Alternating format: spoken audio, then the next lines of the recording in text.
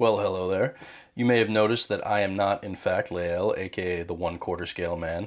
That's right, 1/4 scale, I said it. I am affectionately known on our Monday night comic book streams as the Butt Naked Assassin, for reasons that are beyond me, but we'll just roll with it.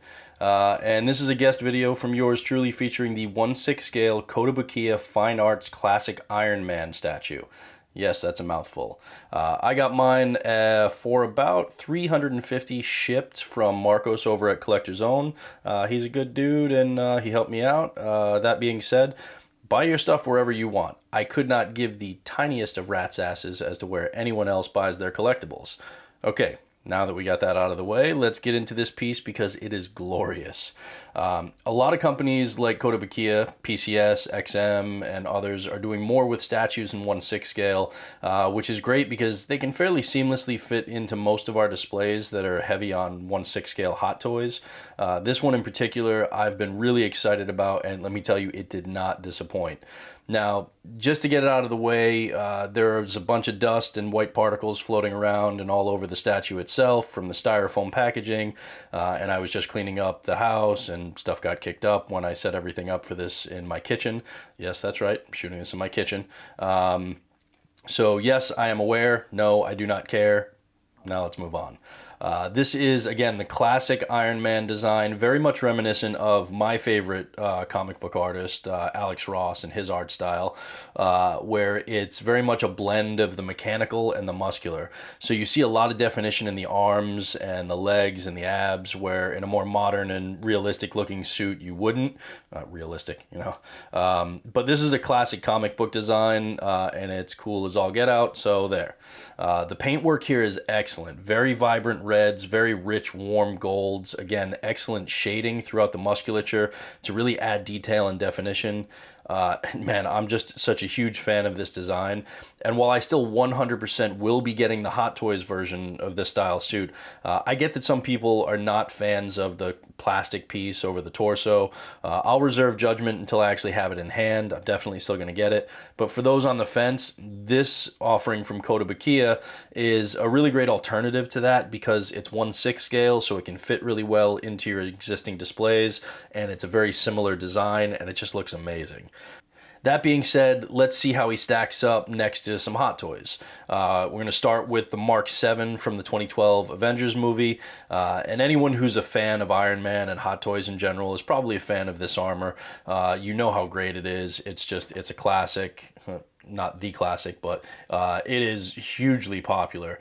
So seeing these side by side should give you some idea of how rich the colors are on this statue, because it almost makes the Mark 7 look kind of muted, which anybody who has it or has seen it in hand knows that it's really not. The scaling is also pretty good here.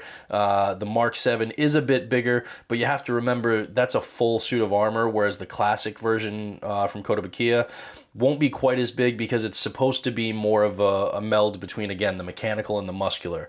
The Mark 7 is supposed to be big and bulky, whereas this classic design is somewhere in between the Mark 7 and if you had, say, like the Team Suit Tony or something like that. Last up, let's take a look at how this guy holds up in a display with some other friends. Here we have the 2012 Captain America from Endgame, the original Hulk hot toy from the actual 2012 Avengers movie, and then the Age of Ultron Thor. Personally, I think he looks damn good with these hot toys. Ultimately, you'll have to decide for yourself if you like mixing these different mediums together. For me, I love that more statue companies are doing 1/6 pieces based on both film and comic, classic comic book designs that can fit into my Hot Toys display fairly easily. It's just another element to add into my displays, but they don't stand out like they shouldn't be there. So I'm really, really hyped on this. I'm very much looking forward to the next statue that Kotobukiya, I believe, is putting out in the 1/6 scale, which is the next in the fine art kind of Marvel series that the Kucharik brothers are actually spearheading, and they did like the Mythos Mall and Mythos Ventress statues, and they're just absolutely amazing and crazy talented. and they are continuing this line starting next with Cable, and then we'll see where we go from there. But again, PCS I believe is doing. I have it on pre-order. A Magneto statue in 1/6 scale. They're also doing a Spider-Man, both Peter and Miles Morales from the PS4, PS5 games. So I'll be picking those up.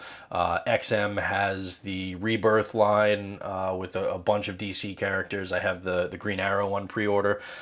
So there's a lot of potential for 6 scale statues to mix into our Hot Toys display. But to sum up, yeah, Kotobukiya absolutely crushed it with this piece. I absolutely love it. And if you know, justice for Coolio.